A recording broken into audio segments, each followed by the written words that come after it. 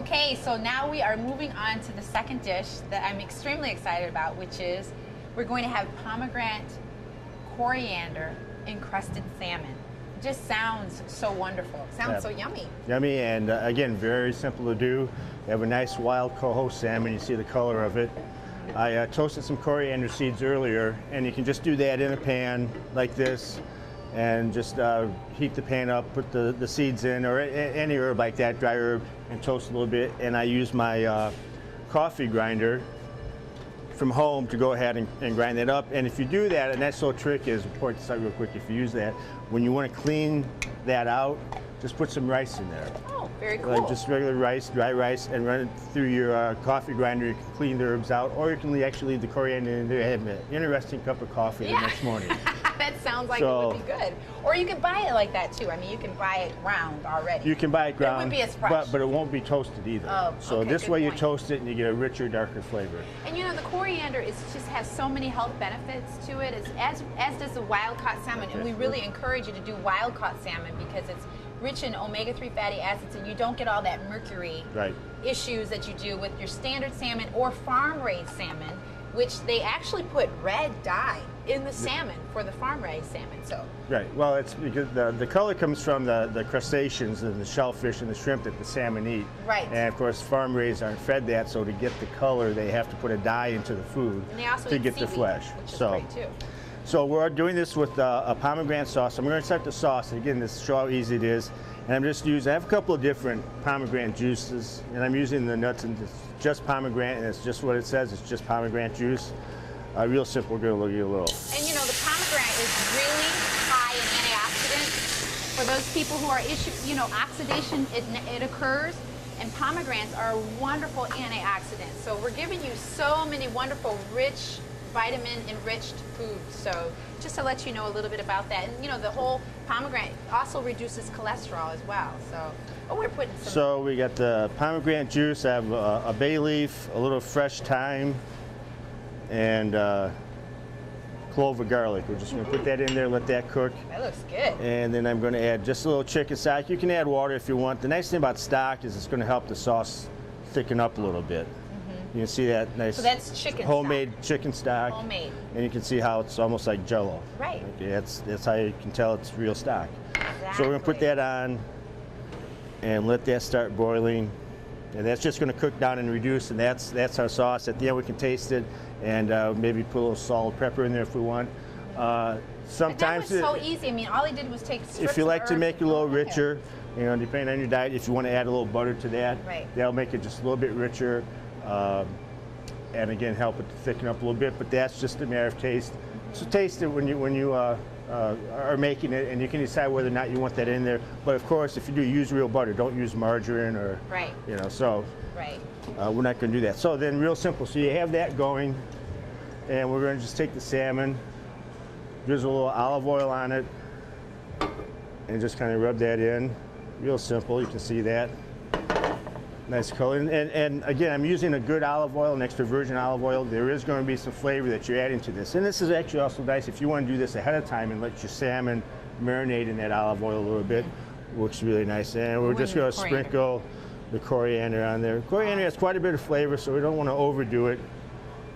And we'll just kind of pat that in, because we're using a dry pan, so there's no oil in the pan. So I kind of want to pat that in so that olive oil that's on there comes through a little bit. So now you can see the color of that. You can see how it's darkened. Here we go. The brown of the ground coriander, then you see how dark it is with the olive oil. So now you're good to go. So this is reducing, our sauce is cooking down. You can see it start to thicken up around the edges a little bit already. We have a really nice hot pan here, and we're just gonna put that down, and that's going to start cooking. And again, you know, I wouldn't just touch on olive oil. I mean, olive oil is wonderful, and the greener your olive oil, the darker your olive oil is going to indicate the more virgin your olive oil is. And there is such a thing as extra virgin, only in olive oil.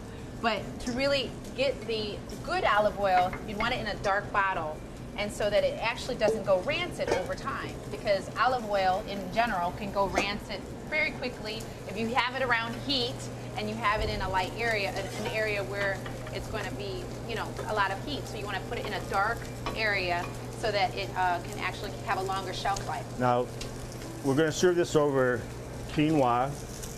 Oh yeah. And Diana can tell you more about that, but it's a nice grain. You can see the cooked here. This is a red quinoa, and you basically cook it just like rice. You put it in cold water, about the same amount, but you can read the directions on the box, and you just bring it to a boil, cover it, let it simmer. It takes about 15 minutes, and it's done. And we're gonna make a little pilaf out of this for the salmon. And I'm gonna tell you, quinoa is awesome. Quinoa is the great grain. It actually has the 9 amino acids in it, lysine in it. It's awesome. It's really a complete meal. So I wanna just express to you that it's wonderful. You can buy this just like this. You can buy it here at Churchill's, but you can also buy it in bulk in certain places. And the red quinoa is just a wonderful dish. You can eat it plain, and what I do with the quinoa is put it in with some chicken stock and chicken broth, and utilize that as an opportunity to give it some flavor, and eat it just with some salt and pepper. Or we can do it like we're doing with the cranberries again, and putting some good antioxidants in it. So again, these are just wonderful opportunities for you to get a nutrient-based, nutrient-dense food here. That's cooking really well, and we turn that over. That looks wonderful. And actually, it's just about done. And then, again, the nice thing about a wild salmon like this is it doesn't need to be well done. You want to retain some moisture, and you can see, since that pan smoke, you just put it right under there. And you can see how that looks. And then what we do with the quinoa is I just put it in a bowl, add some dried cherries, which are excellent for your health, and the flavor is just great. Yep. And some toasted pumpkin seeds, pepitas. Wonderful. So we have a nice little pilaf, and we can just... Isn't your mouth watering? I know mine is. It is smelling sensational back here.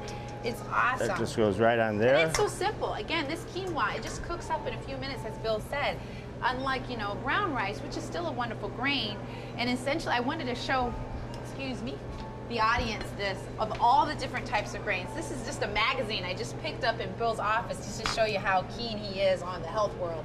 But all these wonderful grains are here. It's just a plethora of different whole grains that you can put into your diet. And now you can see how the sauce is cooked down. See how it's bubbling around the edges, and those nice bubbles mean that you get a little thickness to it. You see, it's just a nice reduction. Again, for myself, I probably would leave all these herbs in here for presentation. I'm going to strain it, and I'm just going to pour that.